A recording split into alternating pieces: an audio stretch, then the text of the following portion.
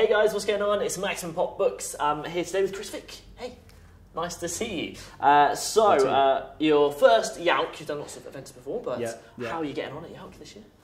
I'm loving it. I mean, if you do like Hey or any of those kind of events, the YA and the sort of kids stuff is sort of it's peripheral, whereas this is like pure concentrated YA, which is what I read, it's what I write, it's what I love. So to see so many authors, such a buzz about the place, it's very cool. Yeah, cool. Have you had a little explore around? Have you met a few? Not as much as I'd like. I mean, I did my event, then there was a whole load of signing, and then I had people to meet. So I haven't actually just had a proper good walk around yet. So.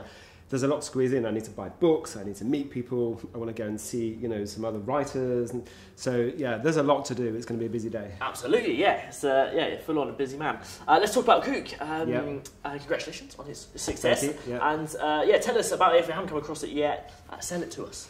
Okay, so Kook is about a nerdy 15-year-old boy called Sam who's from London. He moves to Cornwall, where his family's from, and he meets the girl next door, beautiful, damaged Jade, and she's trouble, and she gets him into all kinds of dangerous shenanigans, and the thing is he really likes it. And by the time he realises that maybe he's in too deep, he's fallen in love with her. And then I won't say anything more because it would be to spoil the plot, but that's it in a nutshell. He just goes in too deep, too far, too soon. Awesome. Like many teenagers do. Yes, this is true. They say write about what you know as well, and it has an edge to do with surfing, and you yourself surf, right? Yeah, absolutely. So I had to spend a lot of money on a writer's course to learn to write what you know. So like a lot of writers have been published, I wrote quite a lot of stuff before, and I would, in Cornwall, maybe come off the beach, dripping wet with the towel around me, sort of get the pen and paper and go, what shall I write about? So eventually, I went on this course, the Bath Spa MA, and they absolutely said, write about your personal experience. Don't sort of copy from other YA books, but write about the experiences you've had. And then once I started doing that, it was much easier. And also I love surfing, I love the sea, so it's a joy to write about those things. Yeah, that's cool, awesome. All right. How important do you think having a professional course like that is? Was that helpful, or do you think if people are wanting to write but don't have that experience, can they not do it? I think it's a massive advantage, and it's quite expensive, but if you are writing and you can't afford to go on a course, then set up a writer's group or join a writer's group.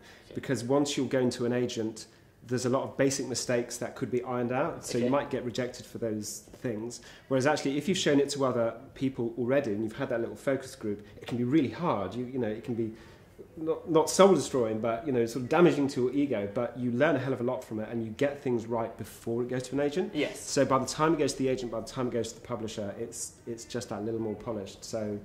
Yeah, I'd strongly recommend at least doing a writer's group, and if you can do a course, even if it's just like one day or something, it's worth it. That's worth it. Cool. Okay, good to know.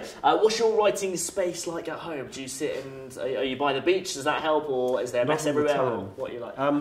My writing space is the train, in bed, on the beach. So there is a spare room where I do some writing, but I also just go to cafes, put the headphones on, blast some music into my ears, shut the world out. So I've had to write anywhere, and sort of in lunch breaks and stuff like that. So yeah, there's no particular one place. Obviously, writing on the beach is my favourite. Yeah, I imagine that's up there definitely if you can do it. Awesome. We're asking everyone who comes in as well. One book that you think everybody should read.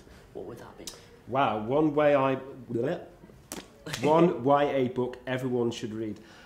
Probably How I Live Now by Meg Rosoff. Okay, cool. Why's that? The voice. So I think with a lot of YA, people do that kind of slightly cynical, sort of smart-ass, almost Holden Caulfield kind of voice, and they don't really nail it. It's just copying somebody else. But hers is absolutely genuine, and you'll read it in 2 sittings. It's just almost impossible to put down, which I think is good recommendation for any book. Absolutely, nicely done. Okay, and finally, what is your favourite thing about YALC, hands down? Meeting the people who've reading the book bloggers who blog, meeting people who read it and loved it. I mean, obviously it's a fairly lonely business, writing, and then you do connect with people because they put reviews on Goodreads or whatever, but it's all digital. So actually just meeting people who've loved your book, that's kind of what it's all about. That's great. Absolutely. Nicely done. Thank you very much, Chris. That was awesome. Make sure you thumbs up this video, check out Kook as well, and we'll see you soon. Cheers.